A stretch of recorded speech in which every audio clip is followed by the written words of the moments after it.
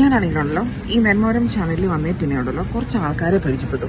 എനിക്ക് ഭയങ്കര crazy people, like എനിക്ക് ക്രേസി ആയിട്ട് തോന്നുന്ന കുറച്ച് പേരാണ്. എക്സാമ്പിൾസ് പറയാം. അതായത് ഒരാളാണെങ്കിൽ ഒരു യൂട്യൂബ് ചാനൽ തുടങ്ങിയിട്ടുണ്ട്. ആൾക്കാണെങ്കിൽ ആ തുടക്കുന്ന ചിലപ്പോൾ അത്ര വ്യൂസ് ഒന്നും കിട്ടിയിട്ടുണ്ടാവില്ല. പക്ഷെ ഇപ്പോൾ എന്ന് പറഞ്ഞാൽ അത്രയധികം റീച്ച് കിട്ടുന്നുണ്ട്, അത്രയധികം ഫേമസ് ആണ്, അത്രയധികം വ്യൂസ് ഒക്കെ കിട്ടുന്നുണ്ട്. പിന്നെ എന്നിട്ടും ചാനൽ മോണിറ്റൈസ് ചെയ്തിട്ടില്ല.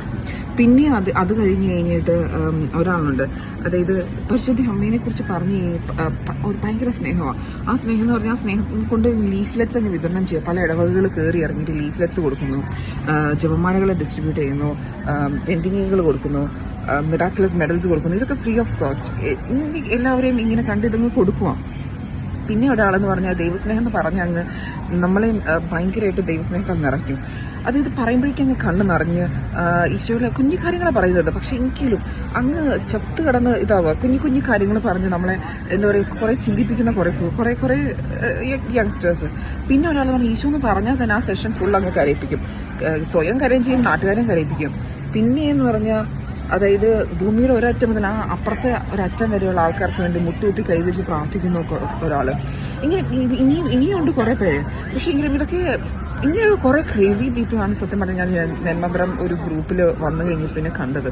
ഇവർക്ക് എന്തായാലും ശരിക്കും നമ്മളൊക്കെ നോക്കിയിട്ട് ആർക്കും നിങ്ങൾക്കൊന്നും കോമൺ സെൻസ് ഇല്ലേ, ലോജിക് ഇല്ലേന്ന് ചോദിക്കും. ശരിക്കും പറഞ്ഞാൽ ഇല്ല. കോമൺ ആയിട്ടുള്ളൊരു സെൻസ് ഒന്നുമല്ല ഞങ്ങൾക്ക്. ഞങ്ങളൊരു ആവറേജ് പേഴ്സണായിട്ട് ജീവിക്കാൻ താല്പര്യപ്പെടാത്തവരാണ്. അതുകൊണ്ടാണ് ഞങ്ങൾ ഇങ്ങനെ ചിന്തിക്കുന്നത്.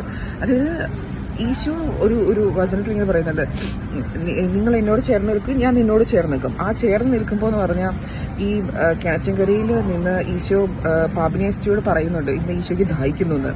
ഈശോയുടെ ഈ ദാഹം കാൽവരിക്കുന്നിൽ കുരിശിൽ കിടക്കുമ്പോഴും ഈശോയ്ക്ക് ഉണ്ടായിരുന്നു എനിക്ക് ദാഹിക്കുന്നു എന്ന്.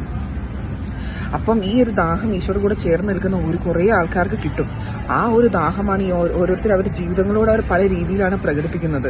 നമുക്കും ഈശോയ്ക്ക് വേണ്ടി ഈ ഒരു ക്രേസിനെസ് നമുക്കുണ്ടാകും. നമ്മളെ ആരെങ്കിലും എനിക്കും കോമൺ സെൻസിലെ ക്രേസി എന്ന് പറയുന്നത് ലൈക്ക് അതൊരു പ്രൗഡായിട്ട് എടുക്കുക.